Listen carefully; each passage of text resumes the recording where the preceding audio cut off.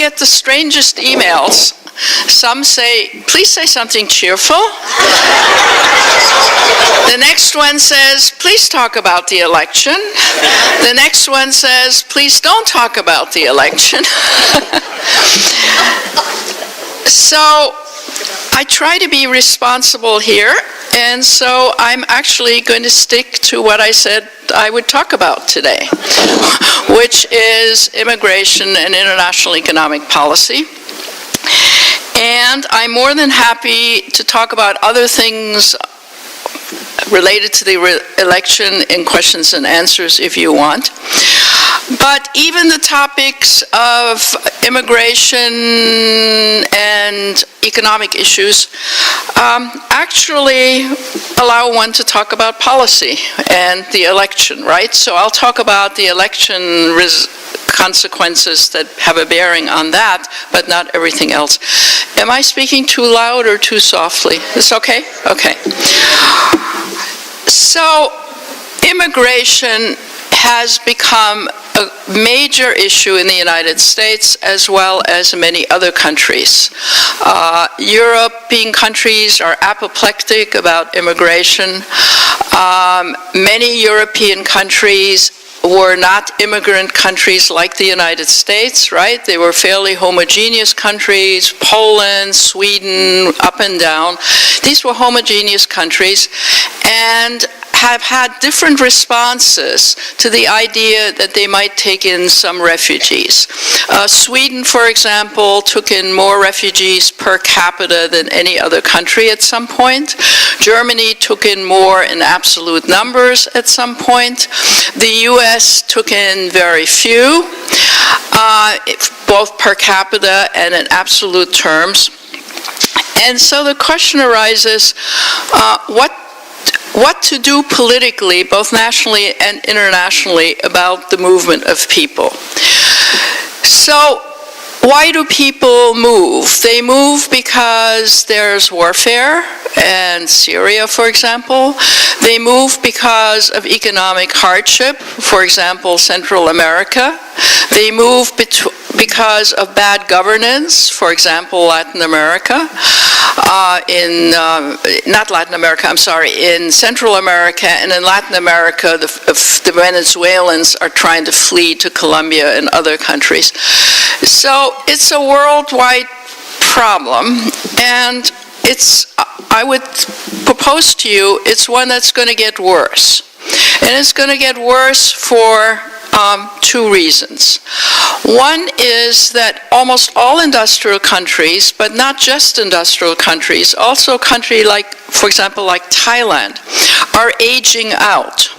That is to say, we used to think it was a good idea for people not to have, 6 children per person. Now, in many countries, the birth rate is 0. That is to say, it's not even replacement, right? A couple should have 2 children. That's replacement.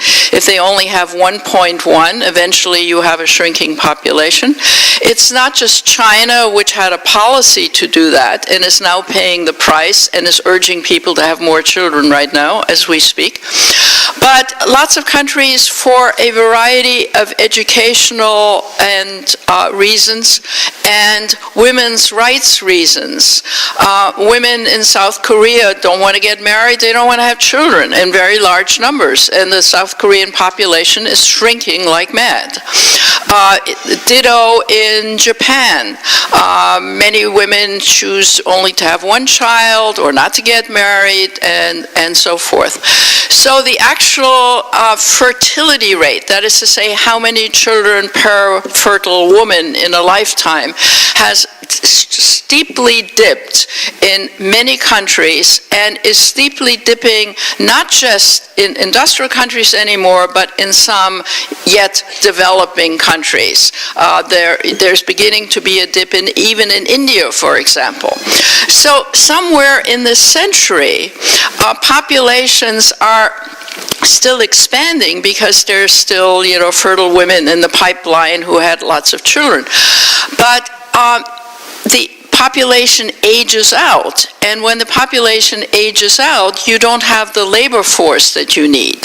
So you need to import labor. So for example, the biggest income in the Philippines comes from remittances of Filipinos who go to work in Hong Kong, in South Korea, increasingly in Japan, throughout the Gulf states and so forth. That is because Philippines doesn't have enough the economy isn't growing enough to provide jobs and adequate paying jobs, so people go overseas. The remittances becomes the central component of the income of that country, right? So countries need laborers, and then different countries will increasingly in this century need laborers of different kinds. For example, I'm jumping around, but there's a sort of total picture here in a minute. For example, in the United States, we are not aging out rapidly, but we're moving into having labor shortages. So what kind of labor shortages are we having? We're actually having labor shortages in three categories. We're having labor shortages at the high-tech level, right? People need high-tech workers. We're not producing enough. And furthermore, many of the high-tech workers that we're producing in our universities are now having to go home due to Trump's policies of not allowing them to stay after they finish their education here. And there is a shrinkage of the number of visas that the tech companies can get to hire people of non-American nationality, okay? So we need high-tech workers. At the other extreme, the U.S. needs low-tech workers, the people that work in nursing homes, in hospitals, in all the kinds of service industries that Americans are not applying for jobs, right? And that situation is going to get worse because our population may not be quickly aging out, but we're all aging, and aging rapidly. The number of people in the American population who will need support in their old age, either in facilities or at home, is hugely expanding every year. Right? And who are those people? Those are the people who lack skills, who are immigrants, who are willing to have fairly low wage labor, okay? So you got the extreme on one side, high-tech, high-end, and we need the people over here who are the undereducated service, recent immigrant workers. Oddly enough, what's usually not talked about is that we also need people in the middle. And the kind of people we need in the middle is skilled labor. For example, if the Congress passes a bill to build more infrastructure, we don't have the skilled manpower, woman power, to staff the infrastructure building. A couple of years ago, they were rebuilding a bridge in New York City, and they simply could not find anywhere at very high incomes the laborers who were skilled enough to do those kinds of things. So oddly, it's not true in every country, oddly in the US, we need high-skilled labor, non-skilled labor, and particular types of skilled labor, something we used to call, blue-collar skilled labor, electricians, plumbers, construction workers with skills, and so forth. So if a lot of countries need to import labor, why do people not want those people to come that they actually need? Well, I might be exaggerating a little. Let's start with racism. People don't want people who look different than them and come from a different culture. So even in generous social democracies of Scandinavia, you have now populist, right-wing, neo-Nazi types who want to keep people out that are not Norwegian, Swedish, whatever, right? Now, the same thing is true, was true in Germany. It's had its big political impact in Germany, right? That people simply don't like these Turks, these whatever it is, people. And they certainly don't want them to stay. If they need them, they want them to be temporary workers and go back home. Okay.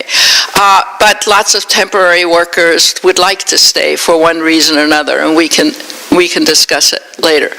So you have had, in the last few years, and very much in the United States, a backlash that is actually counter to the interests of the economy of the countries. Right? But that doesn't factor in, because the news and the propaganda is all of these hordes of people are arriving from strange places, they speak strange languages, they have strange religions, we don't really want them.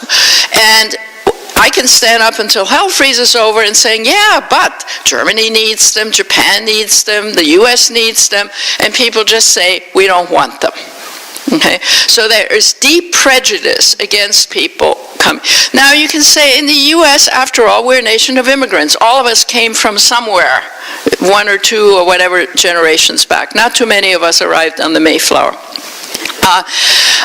Well, people were Europeans, right? And so the distinction right now in our politics is made, well, the Europeans were okay. It's just these people of color, of strange religion and so forth, we don't really want those people. Well, all of us in this room are old enough to remember that before those people arrived from places like Italy. I went to high school in New York City and in the 1950s, and you better believe that people were prejudiced against Italians. You don't want Italians living next to you. Italians could only have jobs in the police force. In the Irish, we didn't like them much either. They were Catholic. The Irish they were in the fire department. No Italians in the fire department, no Irish in the police force. And the City Council of New York City had to be carefully balanced to have somebody of Italian origin, somebody of Irish origin, and so forth. So it is simply untrue that people were not prejudiced against immigrant groups of one kind or another prior to this contemporary period. And don't forget that in the early 20th century, all kinds of immigration laws were passed about keeping Asians out of one kind or another, and I'll get back to the Asians in a minute. So it is not new, but the magnitude of it is new. And it is not even particularly new in terms of numbers in the United States. It is true that the number of foreign-born people in the United States right now is at the same level as the early 1920s, and it's slowed down in the middle. But this is not the first wave of fairly major immigration in the United States. And what are we talking about? We're talking about 13% of the American population, roughly speaking, being foreign-born. So it's not most people. It's a relatively small proportion of people. Immigration has been, never mind, immigration has taken place in the U.S. at a steady pace, and I'm now talking about legal immigration. That is to say, people who come and have visas of one kind or another and eventually get green cards and so forth. Roughly speaking, 1.4 million people a year have been legal immigrants to the United States in recent years. Right? And when you consider we're a population of 325 or 30 million people, that's not a lot of people actually. Right? So that's been quite tolerable. Then you add, in the case of the United States, the sort of refugee issue. And let me backtrack a little bit because it was a main political issue in the election. After the Second World War, most of you know this, after the Second World War, given the abysmal situation just during the Second World War of not allowing people in, their international law developed on asylum. And if you are a refugee with an asylum seeker whose life is threatened for religious or political reasons or cultural reasons, you have a right to ask for asylum according to international law. And the country that you step into has to honor examining whether you have a fair claim for asylum. Okay, so the asylum laws were passed in let's see, 1951 and revised in 1967. And the U.S. in 1967 ratified the international law on asylum. So we are bound by these asylum laws. In addition, the U.S. passed domestic laws on asylum. Okay. And what's at issue about asylum early on was that, if you notice, it was political or religious, risking your cultural and so forth. It did not include economics. Right? Because at the end of the Second World War, that seemed not to be the issue. The issue was not to replicate the abysmal behavior of not allowing Jews in, let's say, and gypsies and homosexuals and so forth, who were going to end their lives in gas ovens, right? We didn't want to repeat that, so asylum laws were passed. It became fairly obvious, even in the 60s and 70s, that many people seeking asylum were seeking asylum because they were starving. And they were saying, we went in because we were going to die. We're not going to die because we're going to be shot for our political persuasions. We're going to die because we can't make a living. And people around the world, including the United States, got very alarmed at the issue of can or should there be additional international law which includes economic asylum seekers. Because, of course, in a world in which, in the 60s and 70s and still today, there's some affluent countries and then there's some very poor countries, you can imagine that 1 billion people would want to move into other countries if the rationale for you seeking asylum is simply that you're poor and you have a hard time making a living. So that has been a problem, and it's been a problem that has been papered over to some extent. For example, the Haitians, right, who after the earthquake and so forth were allowed in not because their governments were going to shoot them, but because they couldn't have a viable life in Haiti after these events. They were given temporary access to the United States. That is to say, they were welcome to come to the United States, provided, but they were not given permanent residency of any kind or claims to long-term American citizenship. Those, by the way, are some of the people that Trump wants to get rid of again. They've lived here, their children are born here, etc., etc.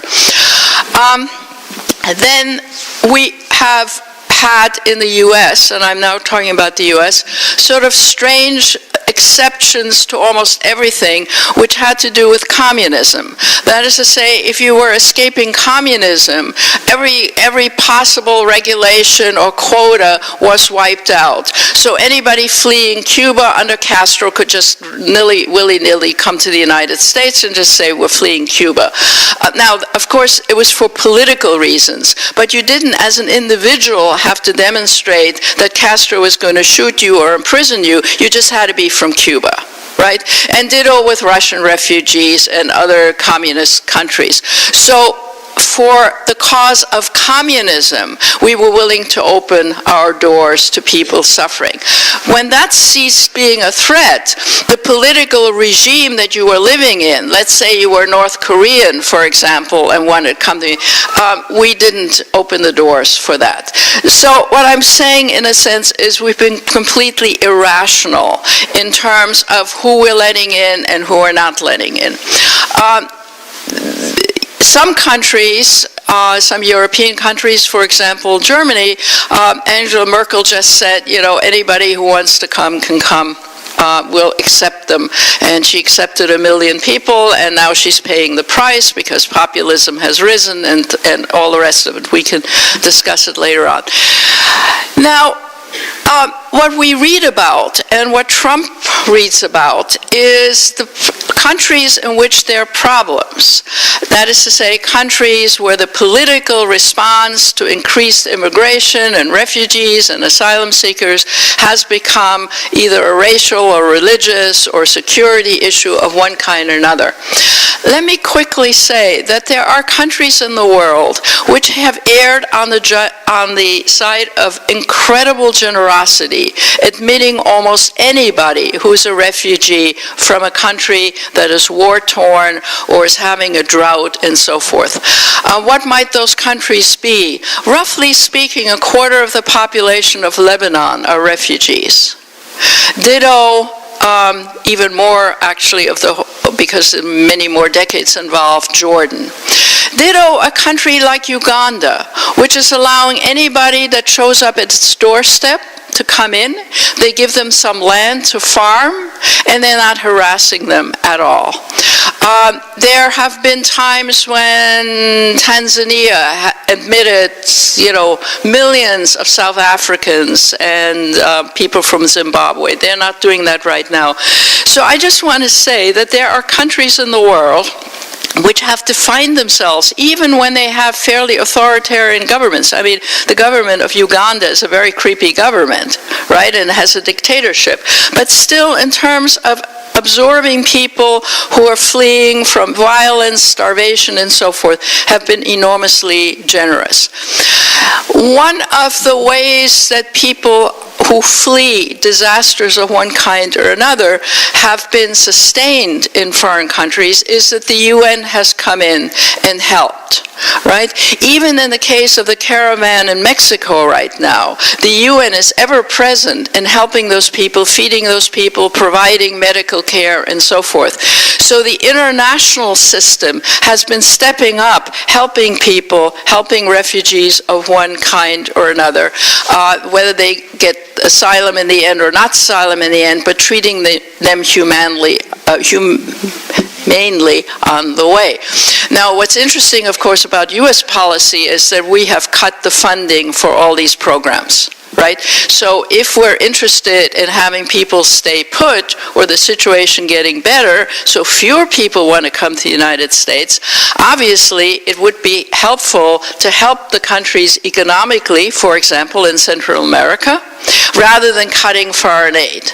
So what has the Trump administration... I know this all sounds fairly scattered, but let me just say there are somewhere between 16 and 17 million refugees worldwide as we speak. That's a lot. More people than the population of many countries. And let me just give you a few numbers. Turkey has 2.5 million refugees. Germany has obviously over 1 million, but last year they let in another 316,000. The US has let in 27,000. Canada, with a population of 36 million, has let in 136,000 refugees, right? So it varies a lot, but lots of people have taken in refugees of one kind or another. So where are we on immigration? They're still walking around there. It is obviously the case that countries have a right to sustain themselves, to sustain their culture. So what do we think about the whole immigration thing? One, most countries need immigrants. Two, how many? Three, what do you do with people who have very different cultures, religions, and so forth? It is a serious question, because even rather liberal people often say, listen, I've got these Muslims living next to me, and I don't like the smell of the food when they're cooking, and they might have, a relative of one kind or another that we don't like, and so forth. So it's not just a simple question of, ye all come. And in any event, ye all can't come all together because facilities, schools, hospitals, and so forth have to be adequate to attend to people. But what I do want to say is that the proportion of people that come to the United States are minuscule. It is not that we in the United States are overrun the way that our government believes we are currently overrun. The second issue for the United States is, if people are seeking asylum, does the U.S. have a burden to adhere to international law and its own laws? That is a key question right now, because essentially what our administration has done is waive, for 90 days at least, the obligation to adhere to international law. In international law, and even the domestic part, it does not say that you can only seek asylum by going to this cross-border or that cross-border. Anywhere you show up, you have to be able to make an asylum claim. If your asylum claim does not work, then you might be sent back, right? But because you have no claim to be endangered under the asylum law. But you have the right to have your claims examined, and we're not doing that right now. Okay, that is the issue. The other issue is when people are seeking asylum and are said that their asylum claims can be examined. It's nowadays, due to understaffing, at least in the U.S. bureaucracy, can take as much as 2 years until all the investigations are done. And our normal procedure in the U.S. has been to allow those people to then enter the U.S. and they will have to know, the government has to know where they are and so forth, but they're not locked up in tents and prison type structures and so forth. And that is what we're also doing right now. And that's what led to all this fuss about the children, et cetera, et cetera. So that is an issue.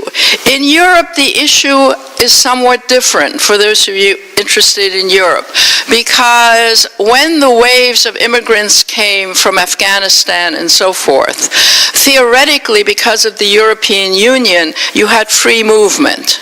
And so you could, let's say, arrive in Hungary and then leave Hungary and go to Germany where you really wanted to go and then have an asylum claim. Okay. And there is something called the Dublin Agreement, which has been updated several times, which either allowed that to happen or which now says the first country you step into has to be one to examine you for asylum claims. Once you got a claim of asylum, then you can move around the European Union just like everybody else can move around the European Union. Okay? Which is what has led countries like Hungary to say, no way, if somebody shows up at our doorstep and we want no foreigners in our country, we're going to stop them at the border, because if we let them in, we have to process them for asylum, and we have no interest in doing that. So Europe, we can discuss it in discussion if you want, Europe has a very different mess on its hands than we have in the United States. And countries like Poland and so forth also do not want to adhere to international asylum law, which they said, was entered into without their approval. So, for example, let's move away from the U.S. to the Western Hemisphere example. People, of course, want to flee Venezuela like flies, right? So to what extent do the neighboring countries have an obligation to absorb those people? Well, actually, Colombia has been fairly reasonable in allowing lots of people in. Some other countries have been less reasonable. So the U.S. is not the only country that is making a fuss in terms of hordes arriving, and what do we do with these hordes? I think our problem, and now I'm really editorializing, is that there are serious issues, but we're not addressing the serious issues. We're addressing the false claims, the lies of the administration with respect to all of this. Let us imagine that all these people on the caravan are going to seek asylum. First of all the people on the caravan don't even actually show up at the U.S. border, history tells us, but let's say that that's the case. We're talking about less than 1% of the people who are immigrating in a single year into the United States. We're not talking about huge numbers. We're a big country. We're talking about very few people, and many of them won't have their asylum claims honored. So there are lots of sort of additional issues here, but let me say something that is related to this, which is relevant for the U.S., which is our 14th Amendment says that if you're born in the United States, you're an American citizen, right? That's called jus soli, law of the soil. Many countries in the world have something called jus sanguinis, which is law of the blood. Okay. Now, because we have law of the soil, and we're not the only country, by the way, in the world, it's 30 countries are like we are. Trump says we're the only country. Not true. So the idea is that these horrible people who come in seeking asylum and illegally entering come pregnant, quickly have a child, and then that child is an American citizen, and then they make a claim that they want to stay in the U.S. because they have an American child. Well, first of all, most of the people on the caravan aren't pregnant. There are a few pregnant women. Second of all, during the Trump administration, and actually to some extent even under the Obama administration, we have deported the parents of legal American citizens. Right? For example, we deported all kinds of Cambodians and Vietnamese and people who have American children. And we have said to those people, you don't have to leave your children behind in the U.S., you can take them back to wherever you came from, right? And it has statistically, the evidence is it has split. Some people have left their children behind, even though they had to return, and left them with relatives, and for that matter, in some cases, foster homes and so forth, because they just want the future of their children to be assured in these circumstances. So that has been a monumental mess. And of course, the Trump administration is charging that actually the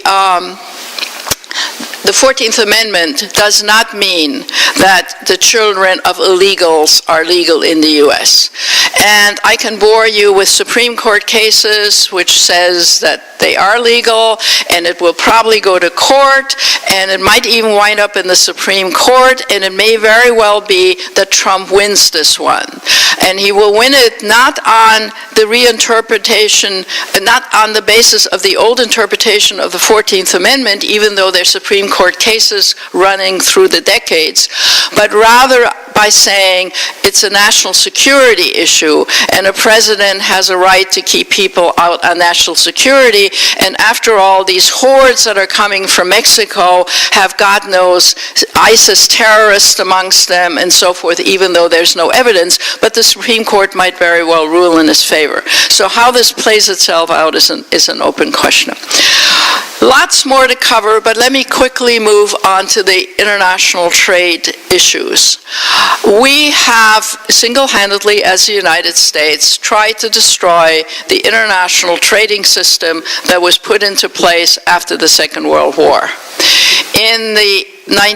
After the Second World War, something called the General Agreements of Tariffs and Trade was set up to monitor international trade. In the 69 or whatever, actually later, the World Trade Organization was set up to monitor trade and so forth. And we're essentially, as part of our current destructive policies of all international institutions that we either don't want to fund or we want to get out of, are in the process of destroying the organizational structure that international trade was built on. And the organizational structure of the World Trade Organization was that if you had a claim that somebody was unfairly trading, putting barriers, tariffs and so forth, you could take it to the World Trade Organization to be adjudicated. Now, one, we are no longer abiding by the adjudication of the International Court of Justice, the International Criminal Court, which we're not members of, and the World Trade Organization. We're simply saying we don't care about their rulings. We're a sovereign country. We don't have to adhere to those rulings. That is part of our nationalism, America first, okay? In addition, we have been destroying, we didn't join TPP. NAFTA is being attacked and rewritten, and that's a complicated business right now.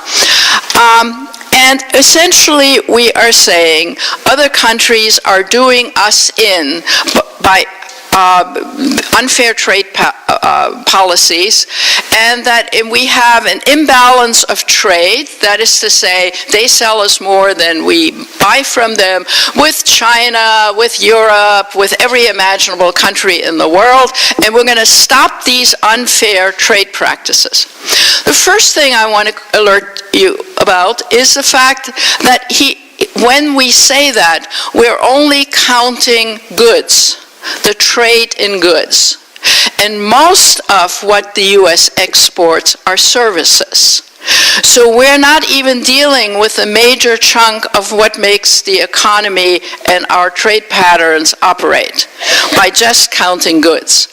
And even if you just count goods, it doesn't make any sense.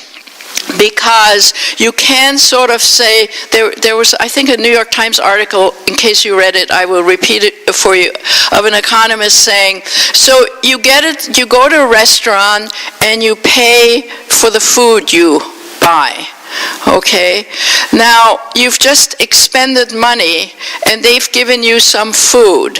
Now, is this an even trade? Well, if you like the food, it might be an even trade, but if you don't like the food, it's not an even trade, right? So even this business of counting goods, it depends a lot of what kind of goods. So for example, if you put on more tariffs onto China, which is about to happen, I guess, it means that the price of the goods at Walmart will rise, right? Because the importers will ask at the fees. The people that stop at Walmart are on the whole people of lower income, right? So they will have to pay more. Are you really benefiting from that? Yes, says Trump. Of course you're benefiting, because that way they can sell us less. Right? And our balance of trade looks better. I am telling you, we can go into the dirty details here. It makes no sense. But quite aside from the economics of it, it doesn't make political sense. And that's what I want to emphasize here. One of the reasons the post-World War trade network was built was not just to make trade smoother, but because if you link with countries through trade, there are mutual interests. Somebody wants to sell you something, or wants your services, someone buy it. It impacts politics. It means that you're linked with another country, and it makes it more expensive to have a conflict. You'll think twice about a country that you're interwoven with economically, because you'll hurt yourself, and it makes therefore more sense to negotiate yourself out of the political conflict and to make reforms of one kind or another than to have a conflict, right? So trade wars are not just economic wars. Trade wars easily lead to political wars and political conflicts of one kind or another. If we are in good relationship with the Chinese, let's say, who are the boogie country in a Trump world in terms of trade, it might be easier to get the Chinese to be reasonable of not going 45 feet from an American naval ship around these artificial islands that they have built. It is very likely we're going to have a shooting conflict out there, because the Chinese want to make a point. Right? They want to make a point that the South China Sea is their backyard, but they also want to make a point of the U.S. to get out there. If we are on friendly trading terms with the Chinese have a large stake in continuing reasonable economic relations with the United States, they're a lot less likely to inflame the potential conflict out there, and I'm just giving you one illustration. So as a politics person, what I'm interested in is not just the economics of this kind of trade and that kind of trade and this kind of tariffs and that kind of tariffs, but I'm saying that the web of trade relations that was built after the Second World War had the benefit of also tying countries in a political web in a way that they were less likely to engage in conflict and make trouble. And not just to make trouble for the U.S., but for the capacity of the U.S. to influence that country.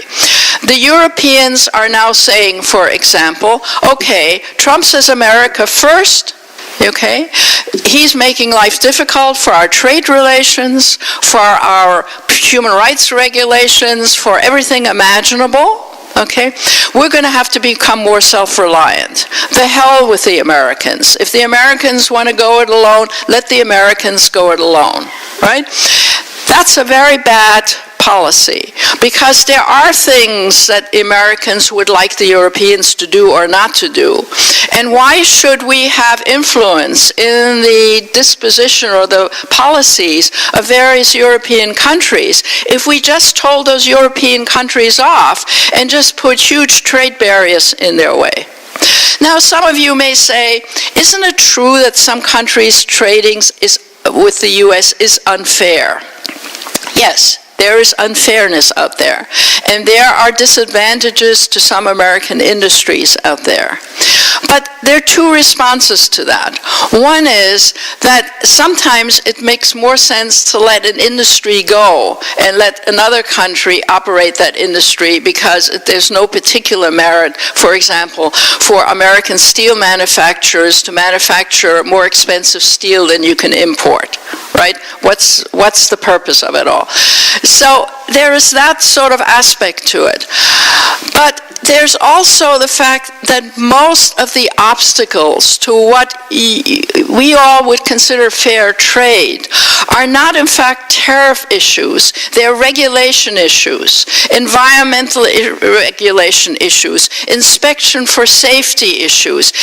Trade has a whole list of issues related to it that have nothing to do with clumping on tariffs, but have a lot to do with unfair trade practices, which Trump talks about a lot, but the unfair practices are not resolved by tariffs. They're resolved by negotiations of having, better environmental regulations, not allowing a country to, let us say, have bad working conditions in its own country if it wants to export to the U.S., and things of that sort, right? So the idea that tariffs are the issue or that tariffs are the fix strikes me as misplaced and simple-minded, and that's what we hear. It doesn't matter what television station we listen to.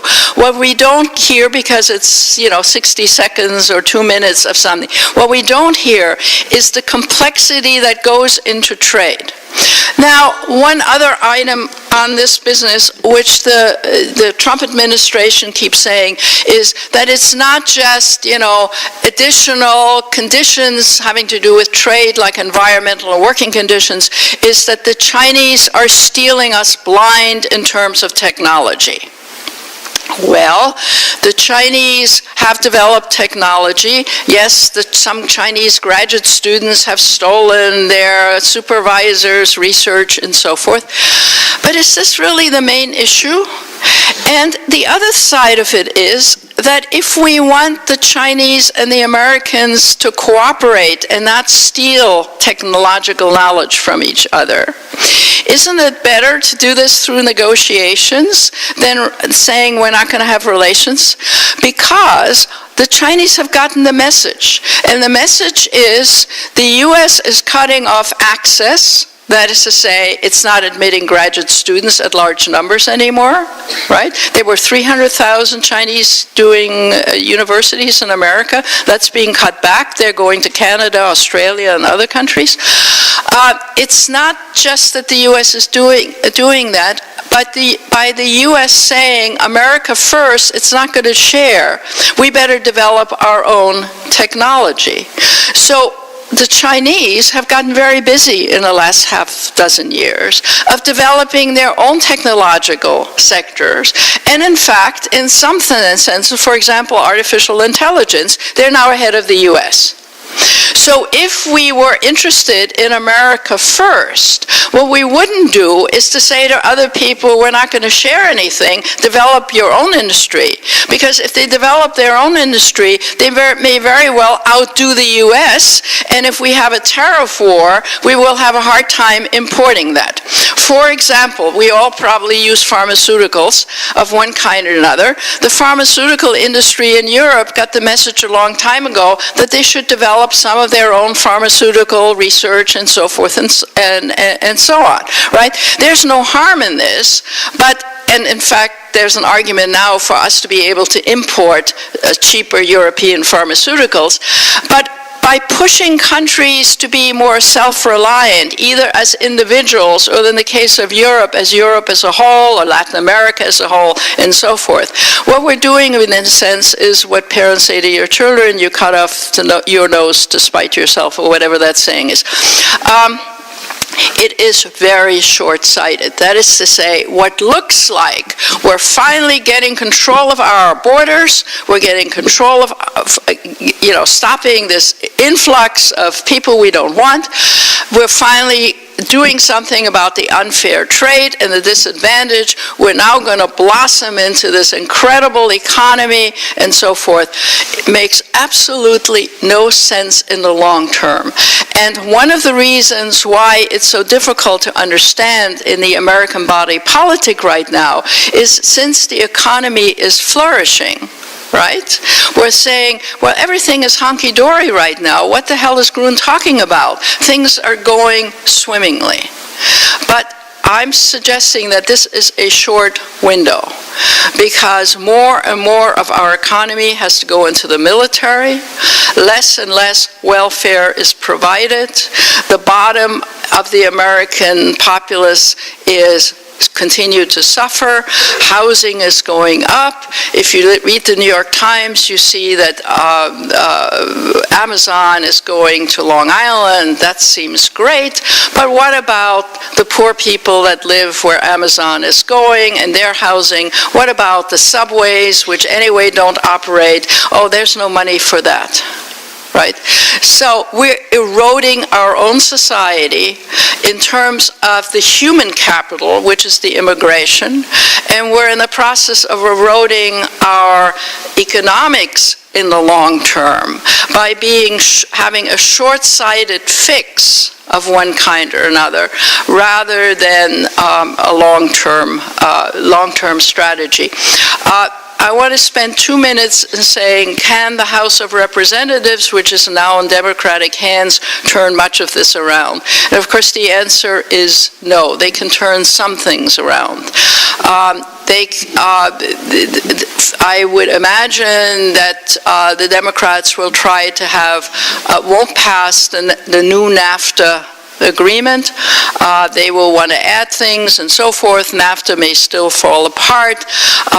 Democrats are very diffuse. They're varied, everything from labor unions to minority rights and so forth. It will be pretty hard to legislate. And in any event, even if one gets some reasonable legislation, either on immigration or on the economic relations with the world through committees and the House, much of this can die in the Senate, either because it has to be approved by the Senate or because Trump will cut through it by saying national emergency of one kind or another, executive order. And as soon as he issues an executive order, people will say lawsuit, lawsuit, as they're now doing about immigration and so forth. But it takes a long time for those lawsuits to wind their way through the legal system, and when they get to the Supreme Court, he might very well win. Right? So I would not be super optimistic that this, as good as it may be that so many Democrats were elected, that will radically change. The other thing is that even Democratic constituencies of some of these congressmen, some of them are very white, very racist, very anti-immigration. The anti-immigration sort of thesis of this country right now goes right through class, racial relations, and so forth and so on. And even minority groups in this country often are anti-immigration because they see themselves doing poorly and not improving their circumstances, and therefore saying, we don't want more of those people. And that's pretty short-sighted, but understandable, right? You don't, and here, I just want to say the unemployed youth in the south side of Chicago are not going to come pick strawberries in California.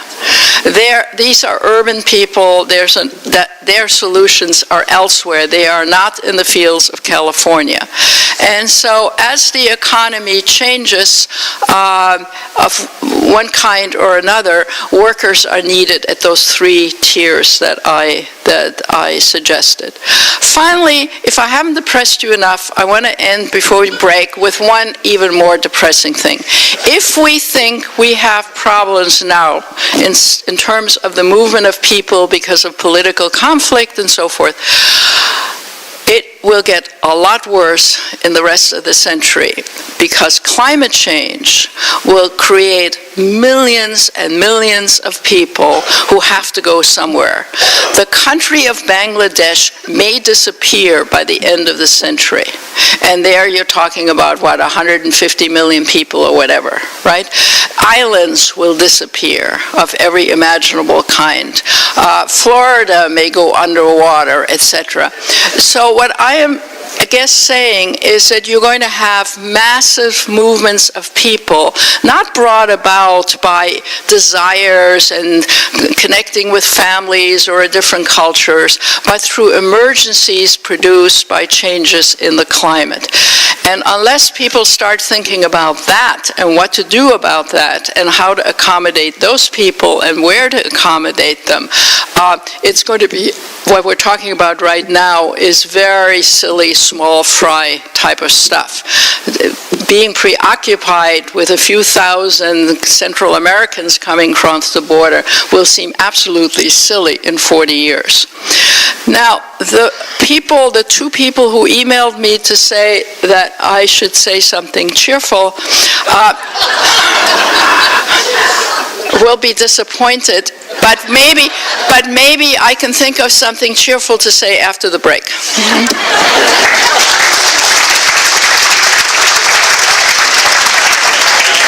Okay, now I realize that the first hour was pretty diffuse, but I wanted you to see that there's interconnections between all of these. But there is a question back there. Let me get that one first. Hi, thank you. So as I told you, I totally appreciated everything you said and how you presented both sides and options and things. And my question is, short of voting and maybe working with an organization here and there where we do a little something, what is our responsibility? What is our avenue for making a major impact? Okay, the question is, short of voting, how can people somehow have an impact? We are all sitting here. Some of you might be Trump supporters, but even if you're Trump supporters on some things, you can probably see that there are other things you disagree with. Anyway, how can we have an impact? Here we're sitting in smoggy, smoke-filled Santa Cruz. Well, obviously, as you say, vote. But yes, there are lots of organizations that are doing good works, and whatever your thing happens to be. For example, consciousness raising about environmental policy. Doesn't immediately seem like it relates to immigration, but as I try to point out, it does in the long term. there are organizations, national organizations, which have local chapters which directly deal with refugees. There are organizations, if you're interested in law and legal stuff, like the ACLU and so forth, who bring cases on some of these matters. So I would say, define what your area of interest in this maze of different activities are, and then get involved in some organizations and so forth. But one thing that you all have is you all have people you know. Some of them are your own children or grandchildren. Some are simply friends.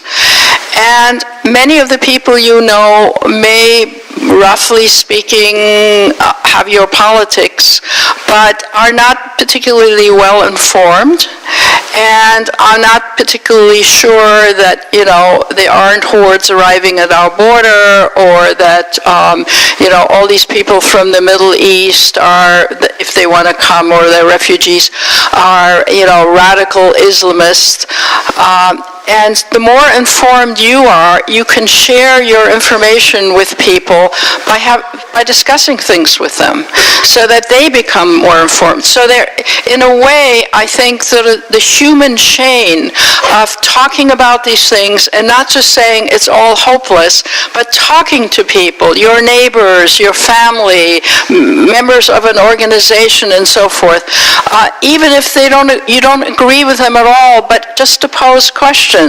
Trump asserts the following. Well, you have a different idea and you might have some information. Ask them to consider a different point of view, or to consider some information they haven't considered.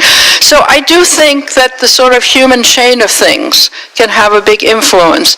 And some of the candidates for Congress that won, for example, in fairly prejudiced and Trump-supporting districts, they managed to do so essentially by themselves and hundreds of their supporters going literally door to door to not just come vote, but to have conversations with them. Why do you fear these people? Or why do you think tariffs are going to fix the economy of this town? Or why do you think that these foreigners arriving in your town are doing your town in, when in fact they're running all the successful businesses in town while you are unemployed, and so forth.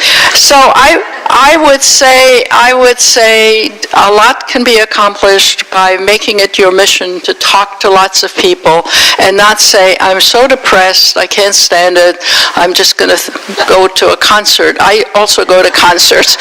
We need to go to concerts, but we also need to talk to people. Yes, Mark.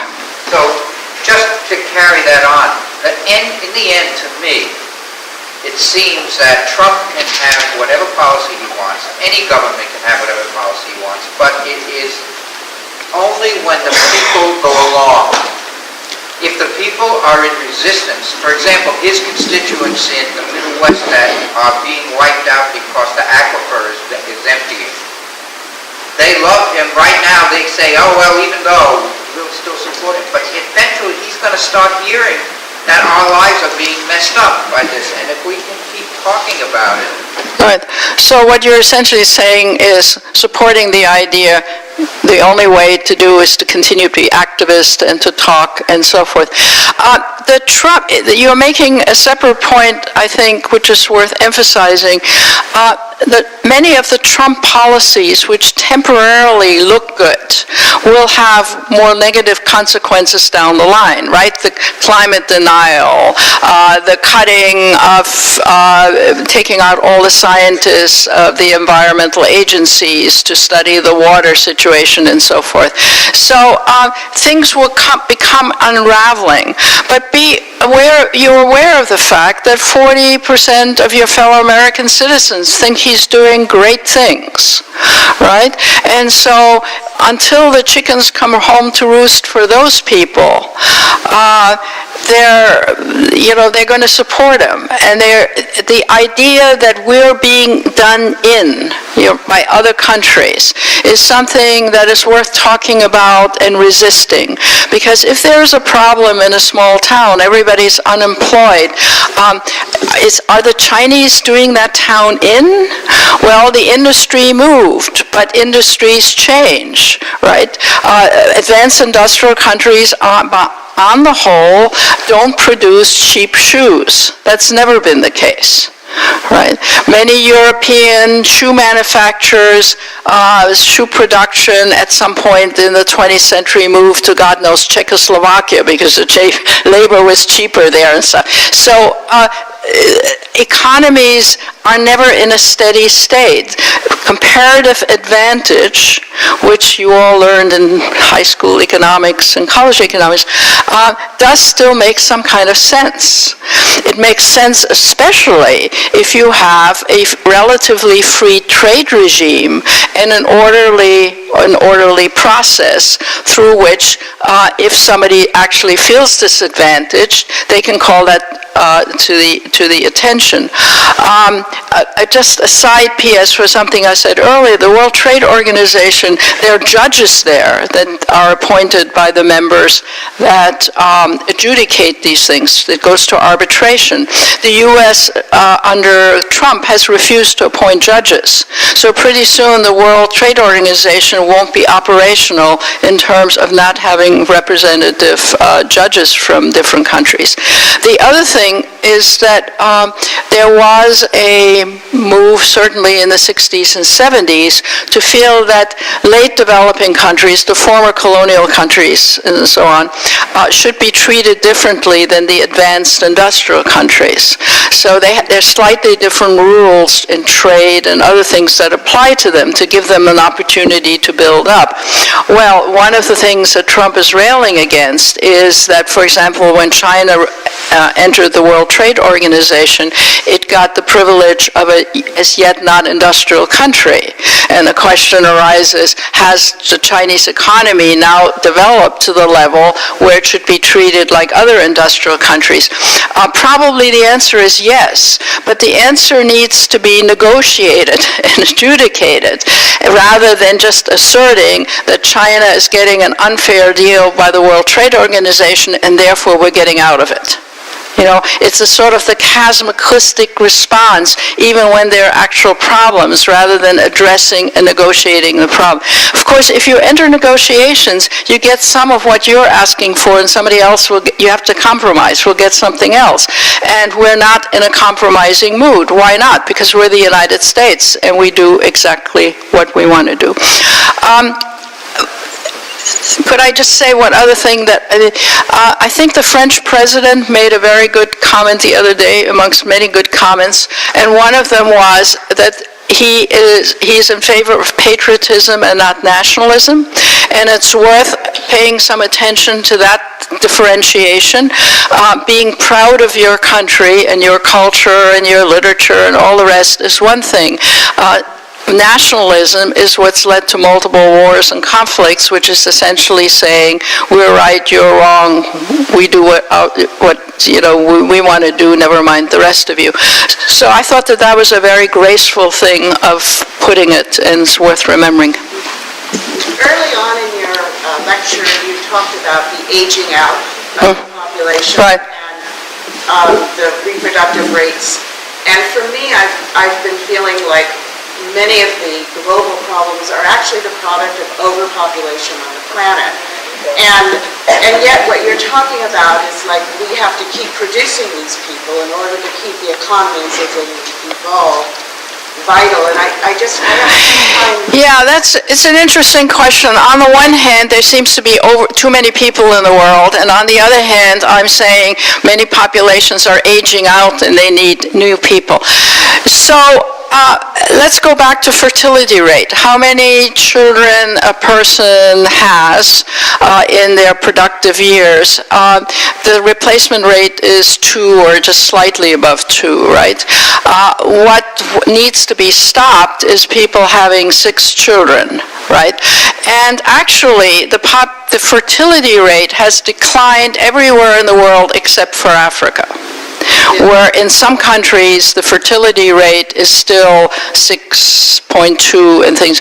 But there are some African countries that have brought the fertility rate back down to 2.6 and so forth. So even on the African continent, it is varied. Now the question is, if you don't want global overpopulation, how do you get close to replacement level as compared to expansion, right? There'll be 1 billion more Africans in this century, and that's a problem, okay? The way in general that excessive population growth or high fertility rates have been brought down is, number one, the education of women. As soon as women have either 3 or 4 years education, they have fewer children, it turns out. Demographers point that out. Often it is education being available for children because that education then is costly, and you want to have your children have a good future, and you know you can't afford to put 6 children through school, especially in countries where you have to pay school fees. So you might have fewer children. And sometimes many countries, or the whole world, is urbanizing, so that by the end of the century, everybody anticipates that 80% of all humans will live in urban settings, right? Urbanization also leads to reduced population growth on the whole. So there are natural forces which bring down a thing. On the other hand, you have a point, and it's one that I alluded to beforehand. There will be less and less land available on the globe which can be farmed and which can accommodate people, right, due to climate change. That's already happening in some parts of the world, including in little bits and pieces here in the U.S., but certainly it's happening in the tropical countries a lot. So that means that those countries can't feed their populations anymore. They used to be self-sufficient, but they can't feed the population.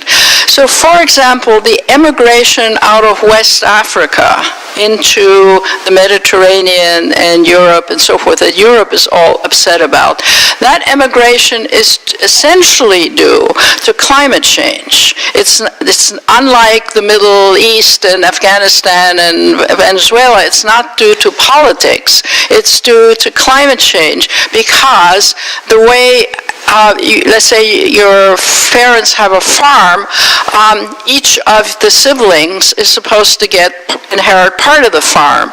So now they have 6 children. 6 children, the farm used to support 1 family, but can it support 6 families? The answer is no. But now in addition, the farm is only producing 2/3 of what it used to produce because of water shortages and land changes.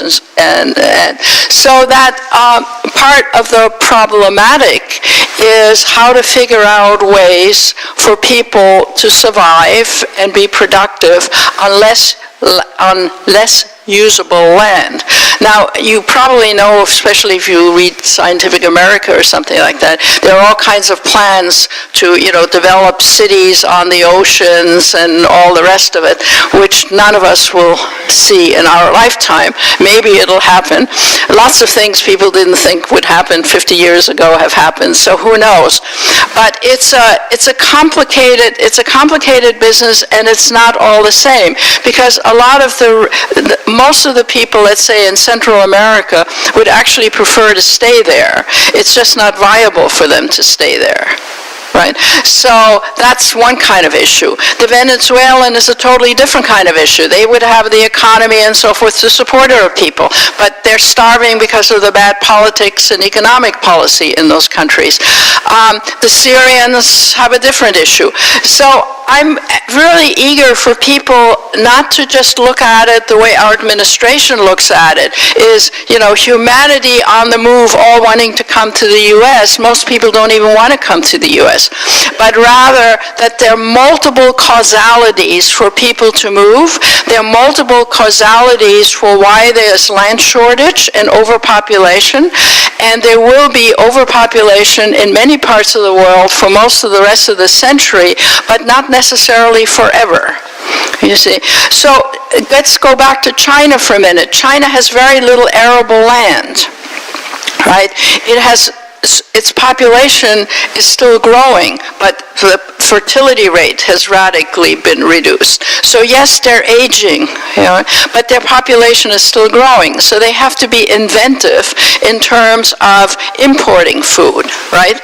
So our American farmers used to export soybeans to China.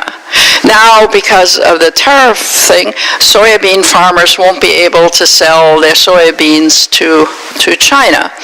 Where is China going to get its soybeans? They can't grow enough soybeans for their population. They don't have enough arable land to do that. So they're going to get it from Brazil.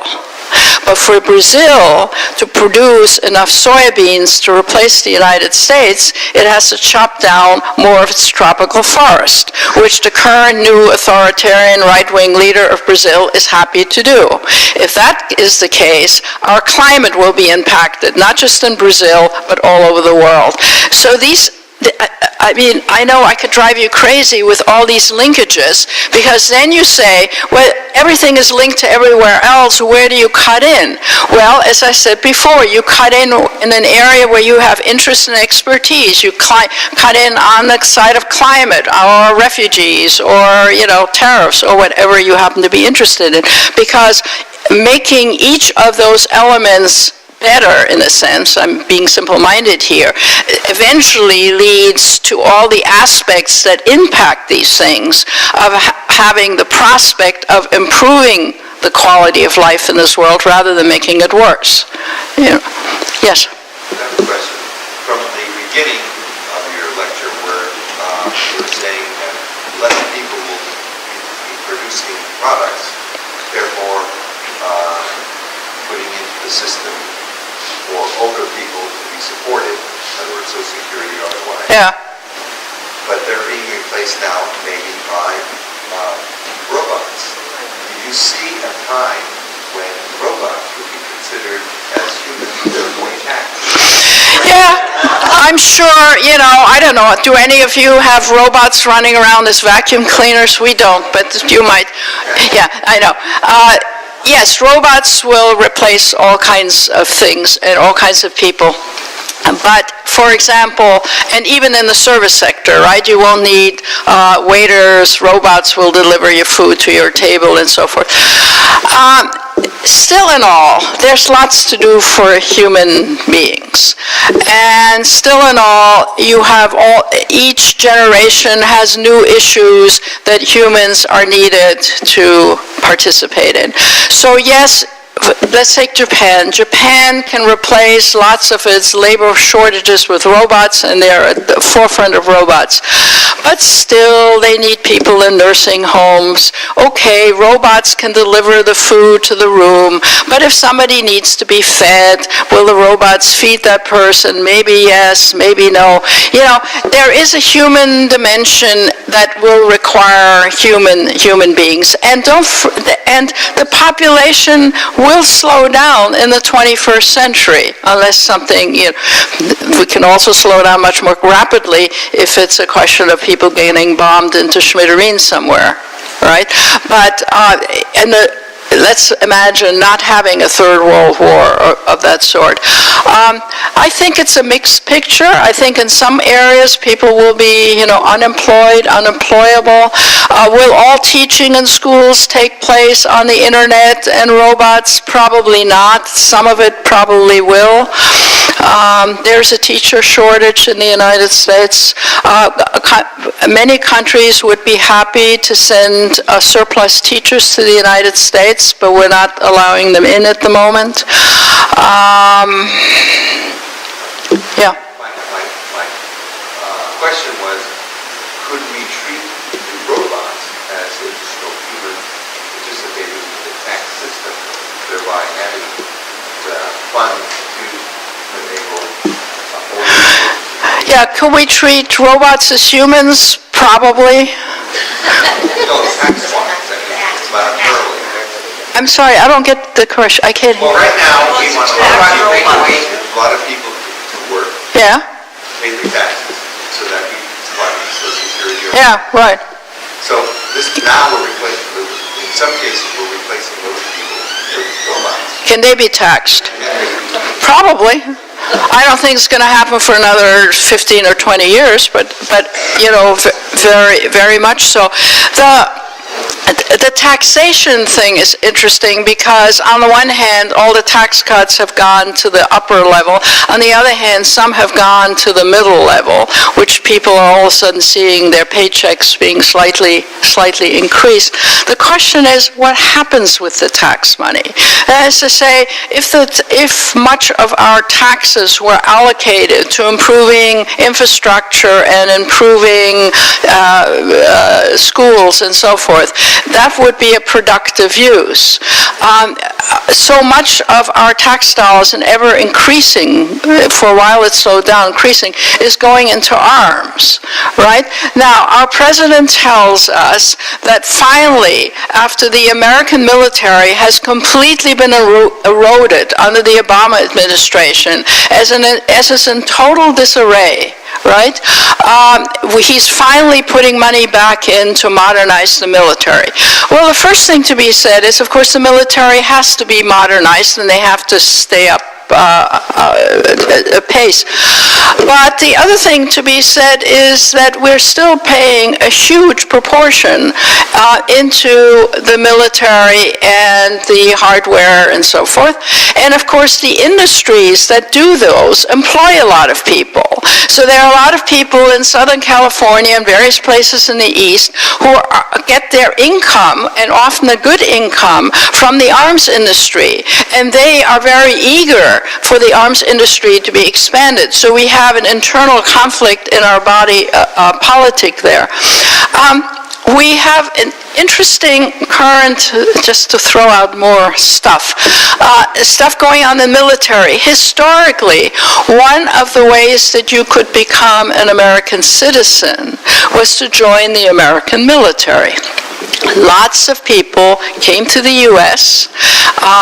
In order to join, or once they came to the U.S., wanted to convert their temporary status or their green cards into becoming citizens of the U.S.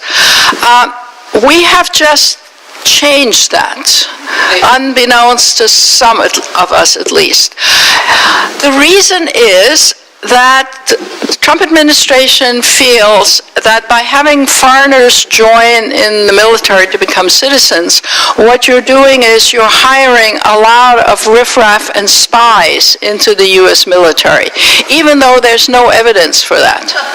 And so 500, I think 2 weeks ago, 500 people who had joined the U.S. military, had served for a couple of years, were told that unlike what they thought, actually they were not going to get citizenship, and they got chucked out. On what basis? Well, they were examined not to be the sort of people we want in the military. What had they done? Were they criminals? No. They had relatives in a country like Afghanistan or Iran, and they were considered unreliable because they have relatives in other countries, and those populations in those countries are considered unreliable. That's how weird we've become, right?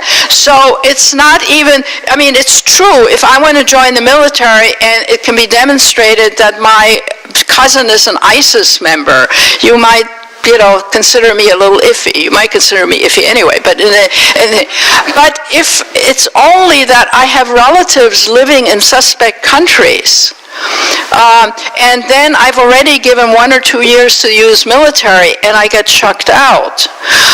So we don't have enough volunteers who want to join the U.S. military. And one of the ways to augment this is to have refugees and immigrants and even people who live overseas to say, I can convert. The other thing, while I'm speaking about that, is that you've noticed probably that green card holders who have qualified to get a green card can have their green cards removed under the new administration of Trump because they have used public monies. So if, for example, you were an immigrant, you got a green card, and you, let's say, got food stamps. Those who haven't gotten food stamps means that the Trump administration feels that they can pull your green card. You no longer have a green card. Okay? Now, it is true that when people immigrate, especially from poor countries, very often families for a year or so use public services of one kind or another. It's also the case, and studies have been made, so we know this, that the second generation on the whole does not use public services. In fact, they use them at a lower rate than native-born Americans. They also have lower crime rates than native-born Americans. So we're being brainwashed, I would say, on this particular issue. It simply is not true. And of course, all these things are going into court. And you might have noticed that Kirstjen Nielsen, who is the Secretary for Homeland Security, looks like she's about to get fired. Not because she's some flaming liberal, but because occasionally she's tried to point out to Trump that him saying you have to do X is a violation of the law. And he says, you know, screw the law, this is an executive demand on my part, I'm overriding the law, I don't have to obey it. And so she has been disobedient by pointing out to him that some of the things that he wants her to do, she can't do because they're laws and regulations. Right? And she is a protege of Mr. Kelly, who's tried to rescue her. I don't think he'll be able to rescue her. And even more alarming, that the candidate for governor of Kansas, Mr. Kobash, who is one of the strongest anti-immigration racist persons walking around, is one of the candidates to replace her. Right, so then you can imagine what the... Now, we can write to our congressmen, we can do all kinds of things, and but we can also contribute to the legal organizations that bring the lawsuits on behalf of refugees and so forth. So if you're have $1,000 that you don't know what to do with, there are all kinds of things you could do. But one of the things you could do is look at whatever the organization that you are interested in that in fact is bringing lawsuits, the Southern Poverty Law Center, the ACLU, and so forth, because these guys need money to bring these lawsuits, and some of them are successful, some of them are not successful, but it's a big mess out there. Yes. Just to go back to the population thing just for a minute. This is the kind of thing that makes me go to concerts. But you're talking about African countries having the population, the average family is 6.2. In a lot of countries, yeah, not all of them. But is it not true that we have virtually defunded any money for family planning? Oh, yes. Yes, absolutely. So it goes in a circle. Right. The things we could do to foster population decreases, family planning of different kinds. You don't even have to get to abortion. You just, family planning stuff of various kinds, education in rural villages, how to engage in family planning and so forth. Yeah, we've cut all the funding. We've cut the funding for almost all aid of every kind. And if you are imagining that changing behavior might include some support, medical support, family planning support, but also agricultural support. I mean, I'm repeating myself, but just think, most of the people leaving Guatemala, Honduras, El Salvador are economic refugees. Many of them also fleeing domestic violence and local gangs and so forth, but a lot of it is economic, right? The future for their children does not lie there. At the very moment when we want to reduce those flows, we're saying we're cutting aid to those countries, economic development aid, right? I mean, it boggles the mind. Which allows Trump to call them shithole countries. Yes, they're shithole countries. That's why I mentioned that a lot of these shithole countries are much more generous than we are to refugees, for example, lots of them. It's also the case, look at Mexico, which is now in transition, right? It has a relatively conservative government and it's about to get a populist lefty government. Mexico is treating these people traipsing through his country increasingly and terribly well. It's feeding them, it's providing medical aid, admittedly with the assistance of the UN, but it's providing assistance. When they were all in the stadium a day or two ago, it provided every imaginable food, medical aid, and so forth. As I said, partly funded by the UN. It has also told all these people that if they want to stay in Mexico, they can. That is to say, Mexico is willing to process them to stay in Mexico, right? Now, Mexico is not a rich country. It's not one of the poorest countries, but it's not a rich country. So it's a mindset as much as it is an economic issue, you know. And we have this sort of boogie out here in the West about Latin Americans, and Central Americans, Latinos, and God knows they all speak Spanish, right? There isn't a doctor's office in this town that doesn't have a Spanish speaker and so forth. That's really terrible, right? They speak English to those of us who only speak English and Spanish to the people saying, is that really a problem, you know? But the biggest boogie in Europe, and to some extent in other parts of the U.S., are people who are Muslims, because we associate that with Afghanistan, 9/11, and all the rest of us. To begin with, historically, most of the people that came from the Middle East to the United States were not Muslims at all. For example, large populations, Arabic-speaking populations that settled in Detroit. Anybody here from Detroit? Yes? They were all Christian Lebanese because they were discriminated against in Lebanon, right? There are other communities of people where American churches have brought their Christians are being discriminated against in Egypt, for example. So Egyptian Christians try to. So to begin with, if the boogie in people's head is that people are Muslims rather than Christians, to begin with, much of the Middle East that is in the United States are Christian. The Iranians, who we all hate and we all think are just terrible, one of the worst countries in the world. Well, the Iranians aren't great, right? They do all kinds of bad things, but so do we. But the Iranian population in Los Angeles, I've said this before, isn't Christian by and large, it's Jewish. So much of the Los Angeles Iranian population are not about to join ISIS. They are Jewish. That's why they came here. They were discriminated against in Iran, and they came after the overthrow of the Shah of Iran. And they have Iranian names, and their offspring have melted into the population, but they're still Iranian communities. So to begin with, we have a simple-minded, perspective. We refer to Asians like they're all Asians. Some, never mind that some are Chinese, Japanese, Indians, whatever, they're Asians, right? Well, different Asians have very different cultures, and they have very different cultural allegiances, and etc. So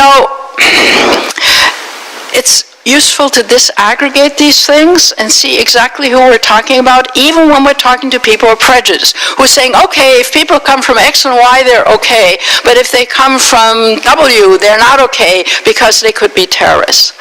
Almost all the shootings in the United States have been done by Native Americans.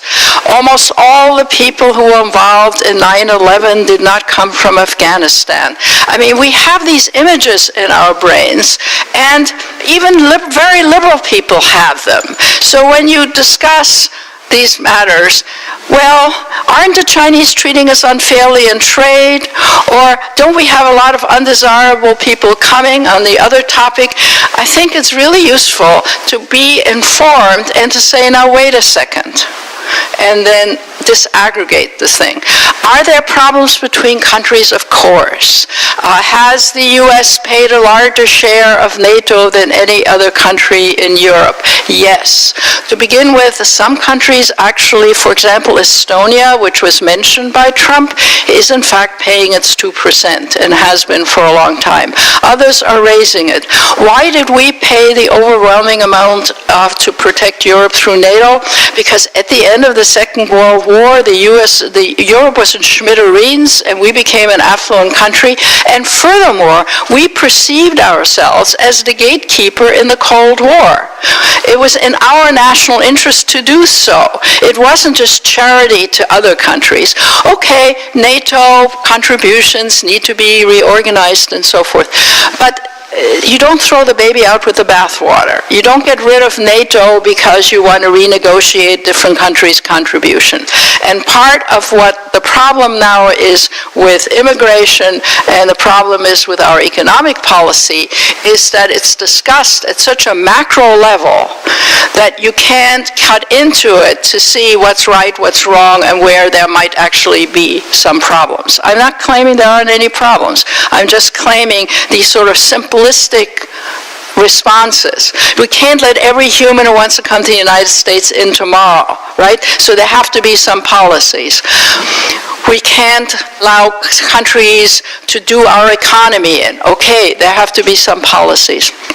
But I think one of the most useful things that emerged after the Second World War was, and I've talked about this in the past, so I won't talk about it again, was to set up a structure of global governance.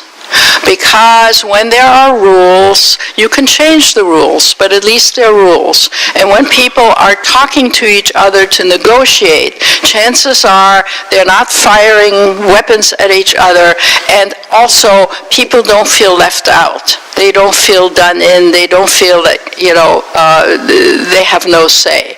And unraveling the post-World War II structure rather than reforming them. I'm not saying it doesn't need to be reformed. I'm saying unraveling it rather than reforming it seems to me the main problem at this particular, at this particular point.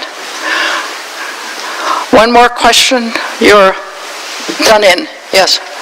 You haven't mentioned our great friend Saudi Arabia and all of these nations. Yes, and I said I would deal with any issue. Saudi Arabia, well, I mean, it is clear that the killing was ordered. It is, and that the prince knew about it. That's crystal clear to everybody.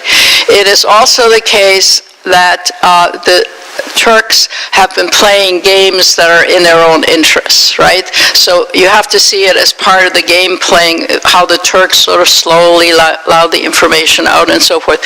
That allows the Turks to have some leverage. And Erdogan, who is a pretty nasty authoritarian, has been using this as some leverage. It is also the case that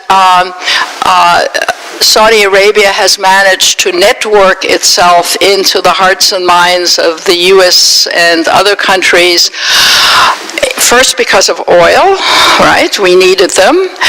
And second of all, because they were sloshing their monies around, a lot of people were dependent on the money. So let's take the U.S. in terms of Saudi Arabia for a moment. Quite aside from the fact that Trump immediately went there and danced with the prince and did all those other things, and he became his close buddy. We are responsible, essentially, for providing the arms and doing that is fueling one of the nastiest wars anywhere in the world, which is Yemen, right? And so we are complicit in the slaughter that's going on, the starvation that's going on in Yemen. Nobody's doing anything about it. Why? Among other things, it's the disposition of the administration towards the government of Saudi Arabia, but it's also the U.S. arms industry, which likes the idea of selling them all this stuff. The one thing that has changed quite radically in the last few years is that we in the United States are no longer dependent on Saudi oil, because we're essentially energy self-sufficient through fracking and whatever. So that's the piece that used to be the governing piece for U.S. relations with Saudi Arabia has actually diminished a lot. So it's economic interests, lobbying, and the idea that Saudi Arabia has obviously a strong stand against Shiite Islam and therefore Iran, so they're on the right side of the Iran issue for the U.S. And, it's not just the U.S. that's playing footsie with this prince, Israel is. Israel has decided that it's a good thing for it to sell arms and to be in, not very public, but be in alliance with Saudi Arabia. And so you got almost everybody in the Middle East that is aligned with the U.S. against Iran, that is allied with Saudi Arabia as a linchpin economically and in terms of energy in terms of that region. It's a very nasty business. And I don't see anything particularly happening. That is to say, eventually, somebody, including the Trump administration, will say, well, the prince wasn't directly involved, and so forth and so on.